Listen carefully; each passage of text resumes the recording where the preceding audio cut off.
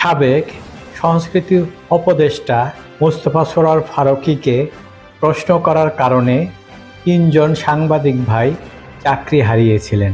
ATN Bangla, channel I, দীপ্ত টিভির এই সাংবাদিক ভাইরা কি এই উপদেষ্টার বিরুদ্ধে এখন ব্যবস্থা গ্রহণ করবেন? সংবাদ সম্মেলনে প্রশ্ন করার কারণে কোনো সাংবাদিকের চাকরি যায় এই ইন্টারিম গভর্নমেন্টের সময়েই দেখেছি। আর এই গিরগিটি উপদেষ্টা তিনি ক্ষমতায় এসে ক্ষমতার অপব্যবহার করে হাজার হাজার কোটি টাকা আত্মসাৎ করেছেন।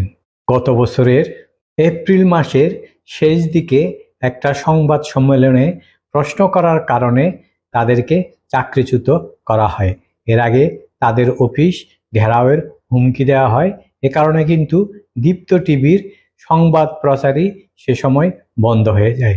এই শয়তানের বিরুদ্ধে সাংবাদিক ভাইরা আপনারা কি কোনো ব্যবস্থা নেবেন না? আর যারা একটু হুমকি ধামকির কারণেই সাংবাদিকদের চাকরিচ্যুত করেন তাদেরকে আমি বলছি, আপনারা সাংবাদিক হয়েছেন কেন?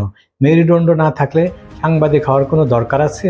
আর আশা করি ইতিমধ্যেই সেই 3 জন সাংবাদিক চাকরি আবার ফিরে পেয়েছেন।